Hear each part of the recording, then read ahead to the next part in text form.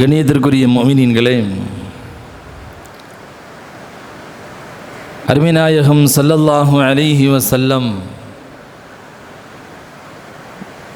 அன்னவர்களை பற்றி அல்லாஹ் ஜல்ல ஷஅனஹு தஆலா குர்ஆனிலே சொல்லும்போது, இந்த உம்மத்திற்கு ஒரு அறிவுரை வழங்குகிறான். அறிவுரை வழங்குதல் என்பதை தாண்டி இந்த உம்மத்திற்கு அல்லாஹ் கட்டளையிடுகிறான். வமா ஆத்தாக்குமுர் ரசூலு ஃபஹுதூஹ். உங்களுடைய முஹம்மது ரசூலுல்லாஹி ஸல்லல்லாஹு அலைஹி வஸல்லம் அவர்கள் உங்களுக்கு எதை காட்டித் தந்தார்களோ அதன் வழி நீங்கள் நடக்க வேண்டும். உங்களுடைய ஹபீப் ஸல்லல்லாஹு அலைஹி வஸல்லம் அவர்கள் எதை உங்களுக்கு கொண்டு வந்து சேர்த்தார்களோ அந்த மார்க்கத்தை, இந்த தூய்மையான அந்த ஷரீஅத்தை நீங்கள் கட்டியாக பற்றி பிடித்து கொள்ளுங்கள். வமா நஹாக்கும் அன்ஹு ஃபன்தஹு. இந்த முஹம்மது ரசூலுல்லாஹி ஸல்லல்லாஹு அலைஹி வஸல்லம் அவர்கள் எந்தெந்த காரியங்களை எல்லாம் விட்டும் உங்களை தடுத்தார்களோ, எவைகளை விட்டும் உங்களை விலக்கினார்களோ அந்த காரியங்களை நீங்கள் விட்டுவிட வேண்டும். வமா நஹாக்கும் அன்ஹு ஃபன்தஹு. எதை தடுத்தார்களோ அதை உங்களை விட்டும் நீங்கள் விலக்கி வைத்து கொள்ள வேண்டும் என்று பெருமானார் ஸல்லல்லாஹு அலைஹி வஸல்லம் அன்னவர்கள் கொண்டு வந்த இந்த ஷரீஅத்தை, நாயகம் ஸல்லல்லாஹு அலைஹி வஸல்லம் இந்த உம்மத்திற்கு வழங்கிய தீனை எப்படி அதை மதிக்க வேண்டும், அதற்கு மரியாதை செலுத்த வேண்டும் என்பதை இந்த வசனத்தின் வாயிலாக அல்லாஹ் குறிப்பிடுகிறான். கண்ணியத்திற்குரியவர்களே, பெருமானார் ஸல்லல்லாஹு அலைஹி வஸல்லம் எப்படிப்பட்ட ஷரீஅத்தை நமக்கு தந்தார்கள் அதையும் குர்ஆனில் அல்லாஹ் ஒரு இடத்தில் சொல்லுகிறான். இந்த முஹம்மது ரசூலுல்லாஹி ஸல்லல்லாஹு அலைஹி வஸல்லம் அன்னவர்கள் எல்லா நல்ல காரியங்களையும் உங்களுக்கு ஹலாலாக்கி தருவார்கள், எல்லா நல்ல செய்திகளையும் உங்களுக்கு வழிகாட்டுவார்கள். வயுஹர்ரிமு அலைஹிமுல் ஹபாயிஸ். அதே நேரத்தில் எல்லா தீய காரியங்களை விட்டும், மோசமான கெட்ட செயல்களை விட்டும் பெருமானார் ஸல்லல்லாஹு அலைஹி வஸல்லம் அன்னவர்கள் உங்களை தடுப்பார்கள், அந்த காரியங்களை உங்களுக்கு ஹராமாக்குவார்கள் என்று பெருமானார் ஸல்லல்லாஹு அலைஹி வஸல்லம் அன்னவர்கள் கொண்டு வந்த தீனுடைய தூய்மையை பற்றி அல்லாஹ் குர்ஆனிலே இந்த வசனத்திலே சொல்லுகிறான். எனவே இந்த உலகத்தில் எதுவெல்லாம் பெருமானார் ஸல்லல்லாஹு அலைஹி வஸல்லம் அன்னவர்கள் கொண்டு வந்து சேர்த்தார்களோ, எதையெல்லாம் செய்யுங்கள், நடைமுறைப்படுத்துங்கள், பற்றி பிடித்துக் கொள்ளுங்கள் என்று சொன்னார்களோ அவை அனைத்தும் இந்த உலகத்தில் வேறு எந்த மதமும் காட்டித்தராத உயர்தரமான கலாச்சாரங்கள், நாகரிகங்கள். அதே நேரத்தில் முஹம்மது ரசூலுல்லாஹி ஸல்லல்லாஹு அலைஹி வஸல்லம் அன்னவர்கள் எதையெல்லாம் தடுத்தார்களோ, எதையெல்லாம் மோசமானது என்று சொன்னார்களோ அவை அனைத்தும் இந்த உலகத்திலேயே ஆக நாகரீகம் கெட்ட செயல்பாடுகள், கலாச்சார சீரழிவுகள் என்பதை இந்த சமூகம் முதலிலே விளங்கிக் கொள்ள வேண்டும். ஒரு உயர்ந்த தூய்மையான மார்க்கத்தை தான் பெருமானார் ஸல்லல்லாஹு அலைஹி வஸல்லம் அன்னவர்கள் நமக்கு வழங்கி இருக்கிறார்கள்.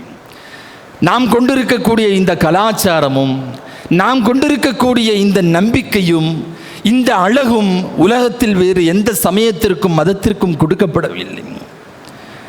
அந்த விதத்தில் நாம் பெருமைப்படுகிறோம். நான் ஒரு முஸ்லீம் என்று சொல்வதில் பெருமைப்படுகிறோம். நான் ஒரு ஈமான்தாரி என்று சொல்வதில் பெருமைப்படுகிறோம். நான் ஒரு தீன்தாரி என்று சொல்வதிலே பெருமைப்படுகிறோம். குர்ஆனிலே பல இடங்களில் அனமினல் முஸ்லிமீன் என்று நபிமார்கள் சொன்ன வார்த்தையை அல்லாஹ் மேற்கோள் காட்டி காட்டுகிறான். நான் முஸ்லிம்களில் கட்டுப்பட்டவன், நான் முஸ்லிம்களில் ஒருவன் என்று பல நபிமார்கள் சொன்ன செய்திகளை அல்லாஹ் குர்ஆனின் வாயிலாக மேற்கோள் காட்டுகிறான் என்று சொன்னால், நாம் முஸ்லீமாக இருப்பதில் முதலில் பெருமைப்பட வேண்டும். நமக்கு அல்லாஹ் வழங்கிய இந்த ஈமானை பெரிய பாக்கியமாக கருத வேண்டும், பெரிய நியமத்தாக கருத வேண்டும். நாம் முஸ்லீம், நம் ஈமான்தாரி என்பதற்கு பின்னால் தான் உலகத்தினுடைய மற்ற எல்லா நியமத்துகளும். கண்ணியத்திற்குரிய முஃமினீன்களே, எனவே இந்த இடத்தில் ஒன்றை புரிந்து கொள்ள வேண்டும். நபி ஸல்லல்லாஹு அலைஹி வஸல்லம் அன்னவர்கள் எதையெல்லாம் தடுத்தார்களோ அது பார்ப்பதற்கு எவ்வளவு உயர்ந்த அழகாக தெரிந்தாலும் ஷரியத்தினுடைய பார்வையில் அது கெட்டது தான். பெருமானார் எதை நல்லது என்று சொன்னார்களோ, சஹாபாக்கள் எதை நல்லது என்று சொன்னார்களோ, தாபியங்கள் எதை நல்ல வழி என்று காட்டினார்களோ, அது அடுத்தவர்களுடைய பார்வையில் எவ்வளவு தரம் கெட்டதாக இருந்தாலும் அது அழகானது தான், தரமிக்கது தான். இந்த ஒரு அம்சத்தை நாம் புரிந்து கொண்டோம் என்று சொன்னால், மார்க்கத்தினுடைய அடிப்படையை புரிந்து கொண்டோம் என்று சொன்னால், இந்த உலகத்தில் முஹம்மது ரசூலுல்லாஹி ஸல்லல்லாஹு அலைஹி வஸல்லம் அன்னவர்களையும் நாயகத்தை பின்தொடர்ந்த சஹாபாக்களையும் தவிர்த்து உலகத்தில் வேறு யாரையும் நாம் தலைவர்களாய் எடுத்துக்கொள்ள மாட்டோம். வேறு யாரையும் நம்முடைய தலைவர்களாக நாம் நம்முடைய நெஞ்சங்களிலே சுமக்க மாட்டோம். பெருமானார் காட்டி தந்த கலாச்சாரத்தை, அவர்கள் சொல்லி தந்த நாகரிகத்தை ஒருவன் என்றைக்கு சத்தியம் என்று ஒரு முஸ்லிம் விளங்குகிறானோ அன்றைக்கு அவனுடைய கல்பில் முஹம்மது ரசூலுல்லாஹி ஸல்லல்லாஹு அலைஹி வஸல்லம் அன்னவர்களை தவிர்த்து வேறு யாருக்கும் இடமில்லை. இதை எதற்கு நான் சொல்லுகிறேன் என்று சொன்னால், சமீப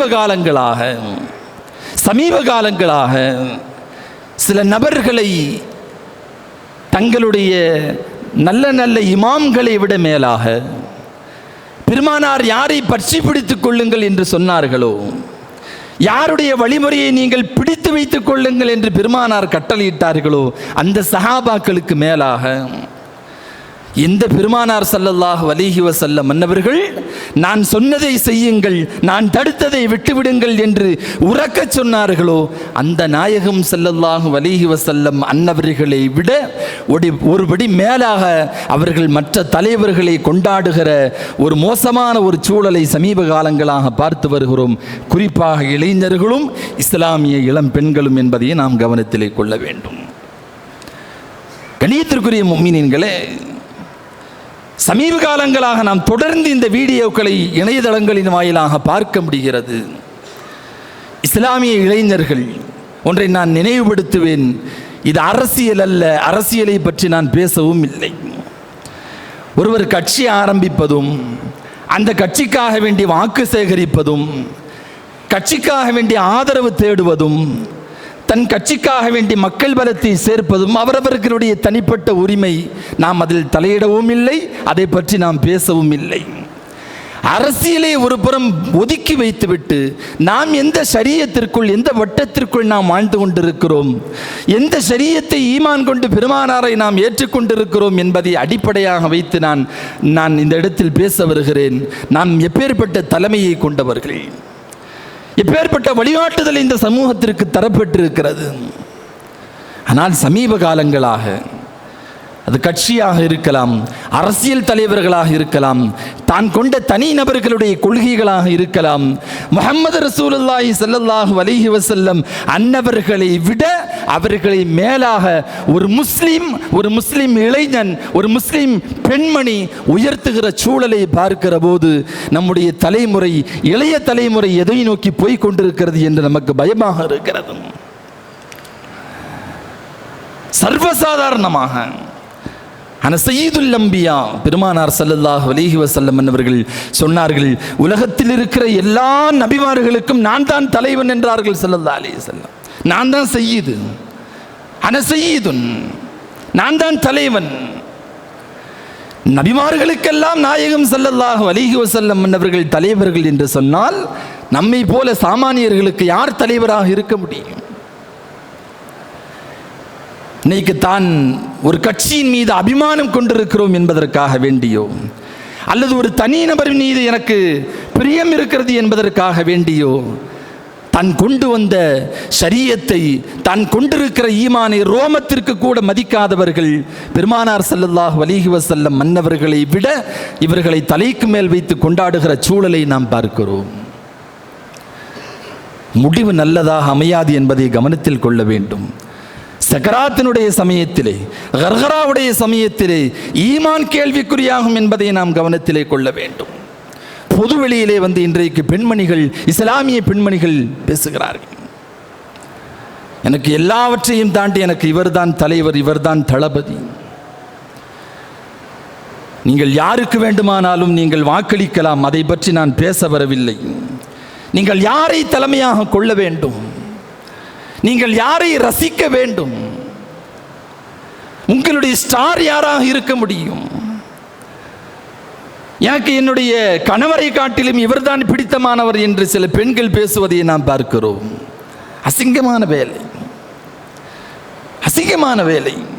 என் கணவரை விட எனக்கு இவர்தான் பிடிக்கும் என்பதை அசிங்கமாக சொல்லுவதாக இருந்தால் வேறு வார்த்தையிலே சொல்ல வேண்டும்.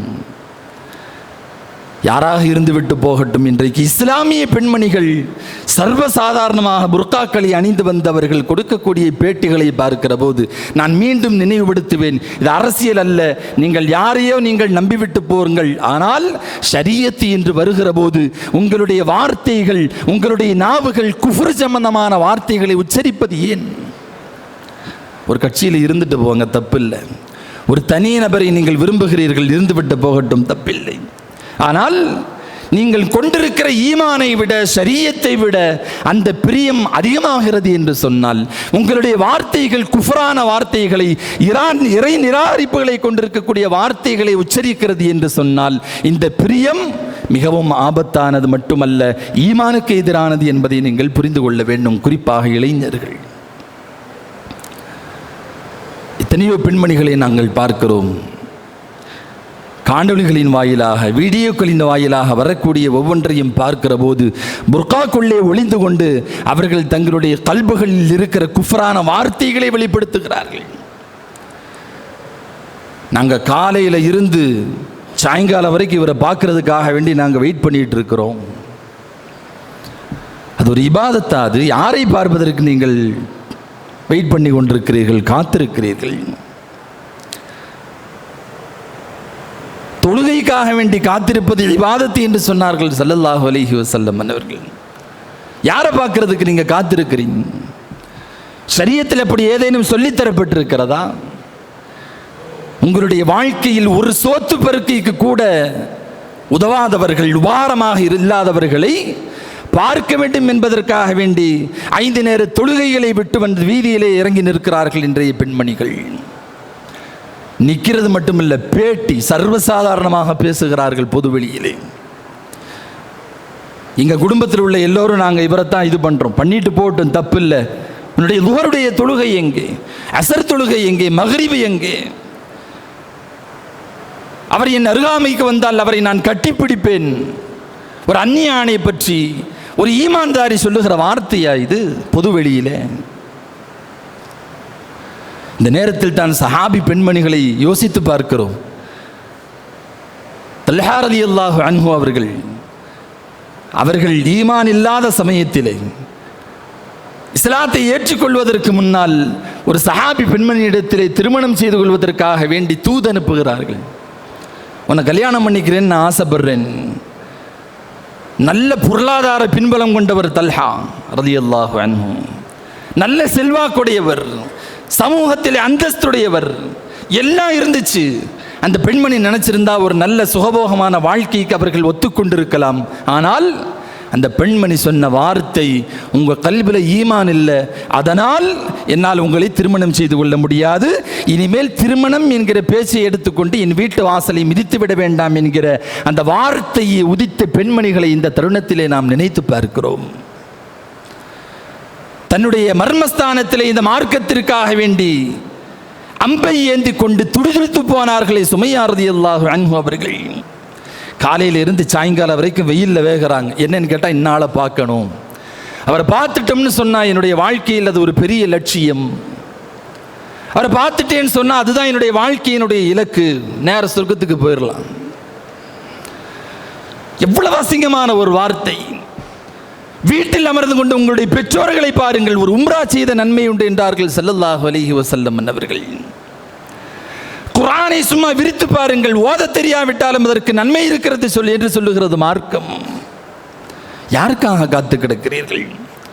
சுமையாக்களுடைய வாரிசுகள் இன்றைக்கு ஈமானுக்கு எதிரானவர்களை, இந்த சமூகத்திற்கு தன்னுடைய துறைகளின் வாயிலாக ஆபாசங்களையும் கொலைகளையும் குற்றங்களையும் போதைகளையும் இந்த உலகத்திற்கு அறிமுகப்படுத்திய நடிகர்களுக்கு பின்னால் இன்றைக்கு நம்முடைய சமூகம் அணிவகுத்து நிற்பதை பார்க்கிற போது இவர்கள் எல்லாம் ஈமானை எந்த தரத்தில் வைத்திருக்கிறார்கள் என்று தெரியவில்லை.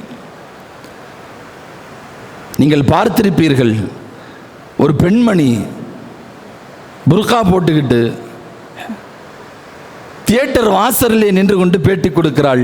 இன்னைக்கு ஜும்மாவுடைய நாள், நான் ஜும்மாவுடைய பிரேயரை கூட நான் விட்டுட்டு வந்து இந்த படத்தை நான் பார்க்க வந்திருக்கிறேன், ரொம்ப நல்லா இருந்துச்சு, மக்களுக்கும் நன்றி, அல்லாஹ்விற்கும் நன்றி என்று சொல்லி கொண்டு போகிறார்.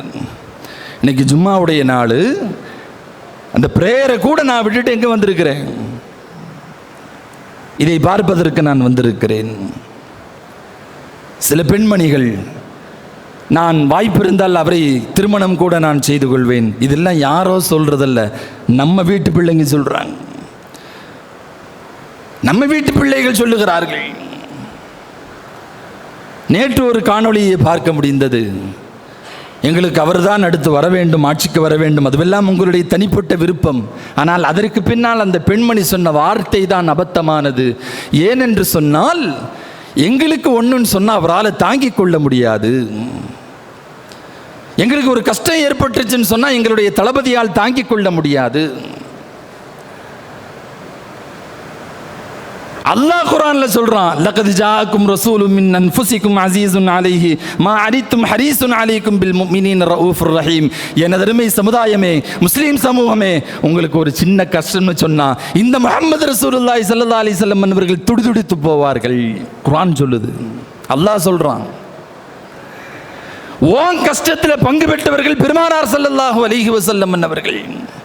உன்னுடைய தளபதியோ தலைவிதியோ அது உனக்கு பெருமானார் ஸல்லல்லாஹு அலைஹி வஸல்லம் அன்னவர்களாகத்தான் இருக்க முடியுமே ஒழிய, நாயகத்தை தவிர்த்துவிட்டு, நபித்தோழர்களை தவிர்த்துவிட்டு, உலகத்தில் வேறு எவ்வளவு பெரிய நல்ல கலாச்சாரத்தை தந்தாலும் அதை செருப்புக்கு கூட இந்த சமூகம் மதிக்க கூடாது. அவர்கள் நின்று கொண்டு பேசுகிற ஒவ்வொரு வார்த்தையும் குஃப்ருக்கு நிகரானது, ஷிர்க்குக்கு நிகரான வார்த்தைகள்.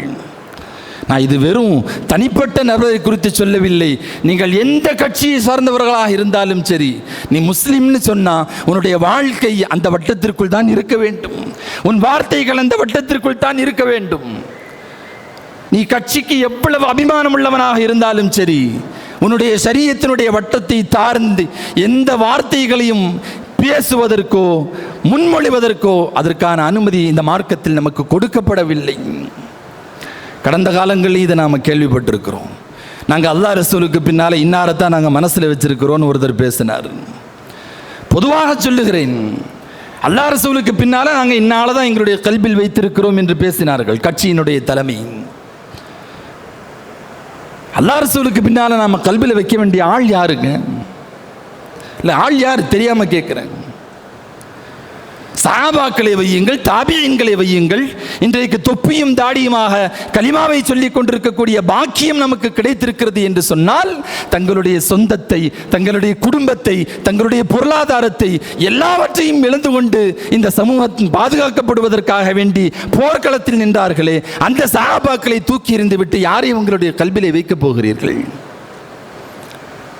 எப்படி வைக்க முடியும் ஒரு முஸ்லிமினால்? குறைந்தபட்சம் உங்களுடைய பெற்றோர்களை வையுங்கள். நீங்க தூங்கலைன்னா அவங்க தூங்கினதில்லை. உங்களுக்கு காய்ச்சல் என்று சொன்னால் அவர்கள் நிம்மதியாக சாப்பிட்டதில்லை. உங்களுக்கு ஒரு நோய் என்று சொன்னால் அவர்கள் மருத்துவமனை பல படிகள் அவர்கள் ஏறி இறங்கி இருக்கிறார்கள். உங்களுக்காக வேண்டி 10 மாதம் அவள் சுமந்திருக்கிறாள். வாழ்க்கை முழுக்க தந்தை சுமந்து கொண்டு ஓடுகிறாள். அல்லாஹ் ரசூலுக்கு பின்னால் உங்களுடைய கல்பில் ஒருவர் இருக்க வேண்டும் என்று சொன்னால் உங்களுடைய பெற்றோரை தூக்கி வையுங்கள். அது உங்களுக்கு நன்மையை பெற்று தரும் அல்லாஹ்விடத்தில். அல்லாஹ் ரசூலுக்கு பின்னால் நாங்கள் இன்னார கல்பில் வச்சிருக்கிறோம். அரசியல் ஆதாயத்திற்காக வேண்டி ஷரியத்தினுடைய வட்டத்தை விட்டு வெளியே செல்லாதீர்கள். அது கட்சியிலே தலைவர்களாக இருக்கக்கூடியவர்களாக இருந்தாலும் சரி, பொறுப்பில் இருப்பவர்களாக இருந்தாலும் சரி, கட்சியின் மீது நம்பிக்கை கொண்ட சாமானிய மக்களாக இருந்தாலும் சரி. 5வது கடமைக்கு பின்னால் 6வது கடமை, அரசியலே எங்களுடைய வெற்றி அல்லாஹ்வுடைய அரசியல் ஏற்கனவே எழுதப்பட்டு விட்டது. இல்லை, என்ன மாதிரியான வார்த்தைகள் இது? அல்லாஹ்வினுடைய தீர்விலே, அவனுடைய கலாவிலே தலையிடுகிற வார்த்தை இல்லையா இது? ஸல்லல்லாஹு அலைஹி வஸல்லம் சொல்றாங்கன்னா அங்கே வஹி வருதுன்னு அர்த்தம். சஹாபாக்கள் சொல்றாங்கன்னா பெருமானார் சொல்லி அவர்கள் அறிவிப்பு செய்கிறார்கள் என்று பொருள். தாபியங்கள் சொன்னால் சஹாபாக்களிடமிருந்து கேட்டு அறிவிக்கிறார்கள் என்று பொருள். இங்கே ஒரு ஆள் மைக்கலை நின்றுகிட்டு அல்லாஹ்வுடைய அரசியல் எங்களுடைய வெற்றி எழுதப்பட்டு விட்டதுன்னு சொன்னா இது என்ன மாதிரியான வார்த்தை இது? நான் யாரையும் குறிப்பிட்டு சொல்லவில்லை, நீங்கள் யாராக வேண்டுமானாலும் இருங்கள். ஆனால் உங்களுடைய தலைமை, உங்களுடைய நேசத்திற்குரியவர், உங்களுடைய பாசத்திற்குரியவர் அனைத்துமாய் நம்முடைய ஹபீப் முஹம்மது ரசூலுல்லாஹி ஸல்லல்லாஹு அலைஹி வஸல்லம் மன்னவர்கள் தான் இருக்க வேண்டும். நம்முடைய ஸ்டார்களாக, சூப்பர் ஸ்டார்களாக பெருமானார் ஸல்லல்லாஹு அலைஹி வஸல்லம் அடையாளப்படுத்தியது சஹாபாக்களை தான். அஸ்ஹாபி கன் நுஜூம், இதோ என் தோழர்கள் நட்சத்திரத்தை போன்றவர்கள். அவர்களில் யாரை நீங்கள் பிடித்து கொண்டாலும், யாரை நீங்கள் பின்தொடர்ந்தாலும் நீங்கள் நேர்வழி பெற்றுக் கொள்ளலாம், சரியான பாதையை அடைந்து கொள்ளலாம், சொர்க்கத்திற்கு போய்விடலாம் என்று இந்த உலகத்தினுடைய சூப்பர் ஸ்டார்களாக, உயர்ந்த நட்சத்திரங்களாக அடையாளப்படுத்தப்பட்டிருப்பது அருமைநாயகம் ஸல்லல்லாஹு அலைஹி வஸல்லம் மன்னவர்களுடைய சஹாபாக்கள். அவர்களை பின்பற்ற வேண்டும். அவர்கள்தான் நமக்கு சூப்பர் ஸ்டாராக இருக்க முடியும். நம்முடைய தலைவரோ தளபதியோ தலைவிதியோ யாராக இருந்தாலும் அது பெருமானார் ஸல்லல்லாஹு அலைஹி வஸல்லம் மன்னவர்களாகத்தான் இருக்க முடியும். கட்சி என்பதும் ஓட்டு போடுவது என்பதும் அது நம்முடைய தனிப்பட்ட தனி விஷயம். நான் அதை இதனோடு சேர்க்கவில்லை. ஒரு முஸ்லிம் தனிப்பட்ட முறையில் தன்னுடைய ஈமானுக்கு துரோகம் இல்லாமல் நான் எப்படி வாழ வேண்டும், என்ன வார்த்தைகளை அவன் பேச வேண்டும். கண்ணியத்திற்குரிய மீனிங்களை, இன்றைக்கு இஸ்லாமிய பெண்மணிகள் சர்வசாதாரணமாக பொது வெளியிலே இறை நிராகரிப்பான வார்த்தைகளை, குஃப்ருடைய வார்த்தைகளை, ஷிர்க்குடைய வார்த்தைகளை அவர்கள் மொழிந்து கொண்டிருக்கிறார்கள் என்று சொன்னால், இத்தனை நாட்களாக கல்பில் இருந்ததை நேரம் கிடைக்கிற போது அவர்கள் வெளிப்படுத்துகிறார்கள் என்று பொருள். நம்முடைய வீட்டு பெண்கள் பாதுகாக்கப்பட வேண்டும். நம்முடைய வீட்டு பெண்கள் பாதுகாக்கப்பட வேண்டும். அவங்க கல்வியில் அல்லாஹ் ரசூலுடைய மஹப்பத்தை ஊட்டணும். உங்களுடைய குழந்தைகளுக்கு முதல்ல என் மஹப்பத்தை கற்றுக் கொடுங்க ரசூல் ஸல்லல்லாஹு அலைஹி வஸல்லம் என்பவர்கள் ஏன் சொன்னார்கள் என்பதற்கான காரணத்தை நிகழ்காலத்திலே நாம் விளங்கி கொண்டிருக்கிறோம். ஏன் பெருமானார் அப்படி சொன்னார்கள் இன்றைக்கு யோசித்து பார்க்கிறோம். நாயகத்தை விட ஒருவனை நேசிக்க முடிகிறது என்று சொன்னால், நாயகத்தை விட ஒரு கட்சியை நேசிக்க முடிகிறது என்று சொன்னால், நாயகத்தை விட ஒரு தனி மனிதனை நேசிக்க முடிகிறது என்று சொன்னால், குர்ஆன் சொல்லுகிறது அல்லாஹ்விடமிருந்து அழிவை நீங்கள் எதிர்பாருங்கள். அல்லாஹ் ரசூலை தவிர்த்து, அல்லாஹ் ரசூலுடைய பாதையிலே போர் செய்வதை தவிர்த்து உங்களுக்கு வேறு எதுவும் பிரியமாக இருக்கக்கூடாது என்று சொல்லுகிறது குர்ஆன். அல்லாஹ்வும் ரசூலும் அவர்களுக்காக வேண்டி எதையும் இழப்பதற்கு தயாராகக்கூடிய இந்த 3 காரியங்கள் தான் முதலாக உங்களுடைய கல்புகளிலே இருக்க வேண்டும். நீங்கள் பின்பற்றப்படுவதற்கு தகுதியாக இருப்பவர்கள் பெருமானாரும் அவர்களை பின்தொடர்ந்த சஹாபாக்களும் தானே ஒழிய, இன்றைக்கு இந்த சமூகத்திற்கு ஆபாசத்தையும் காமத்தையும் எல்லா விதமான அசிங்கங்களையும் கற்றுத்தருகிற சினிமா துறைகளில் இருக்கக்கூடியவர்கள் அல்ல. கட்சியை உயிர் மூச்சாக கொண்டிருக்கக்கூடிய தலைவர்களை பின்பற்றி அல்ல. நாம் வாழுகிற இன்றைய அரசியல் சூழலில் யாரோ ஒருவரை இந்த சமூகம் தேர்ந்தெடுக்க வேண்டும், சமயோசிதமாக சிந்தித்து அதை நாம் தேர்ந்தெடுப்பது என்பது வேறு. நான் மீண்டும் நினைவுபடுத்துகிறேன், ஒரு முஸ்லிம் அல்லாஹ் ரசூலை தவிர்த்து, அவர்கள் அடையாளம் காட்டிய சஹாபாக்களை தவிர்த்து வேறு யாரும் தங்களுடைய கல்வியிலே வைக்க முடியாது. வேறு யாரும் அவர்களுக்கு சிறந்தவர்களாக இருக்க முடியாது.